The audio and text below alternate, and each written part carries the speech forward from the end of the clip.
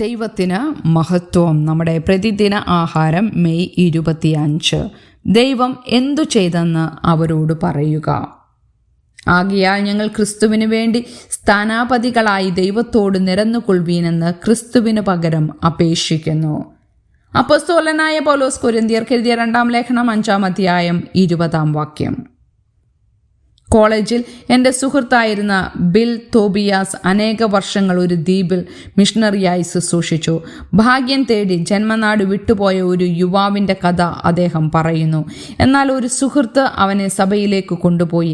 അവിടെ യേശു വാഗ്ദാനം ചെയ്യുന്ന രക്ഷയുടെ സുവാർത്ത അവൻ കേൾക്കുകയും ക്രിസ്തുവിനെ തൻ്റെ രക്ഷകനായി വിശ്വസിക്കുകയും ചെയ്തു.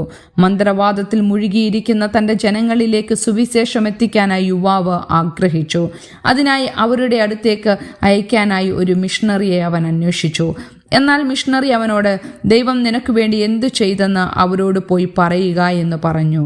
അതവൻ ചെയ്തു. അവൻ്റെ ജന്മനാട്ടിൽ നിരവധി ആളുകൾ യേശുവിനെ സ്വീകരിച്ചു. എന്നാൽ ക്രിസ്തുവാണ് വഴിയും സത്യവും ജീവനുമെന്ന് പട്ടണത്തിലെ മന്ത്രവാദി തിരിച്ചറിഞ്ഞതോടെയാണ് ഏറ്റവും വലിയ വഴിത്തിരിവുണ്ടായത്. അയാൾ യേശുവിൽ വിശ്വാസം അർപ്പിച്ച ശേഷം അവനെക്കുറിച്ച് പട്ടണം മുഴുവൻ പറഞ്ഞു. 4 വർഷത്തിനുള്ളിൽ ഒരു യുവാവിൻ്റെ സാക്ഷ്യം ആ മേഖലയിൽ 7 സഭകൾ സ്ഥാപിക്കുന്നതിന് കാരണമായി. 2 കൊരിന്ത്യരിൽ ക്രിസ്തുവിനെ ഇതുവരെ അറിയാത്തവർക്ക് സുവിശേഷം പരിചയപ്പെടുത്തുന്നതിനുള്ള വ്യക്തമായ പദ്ധതി പൗലോസ് മുന്നോട്ട് വയ്ക്കുന്നു. അത് ആ മിഷണറി ആ യുവ വിശ്വാസിയോട് പറഞ്ഞതിനോട് തുല്യമാണ്.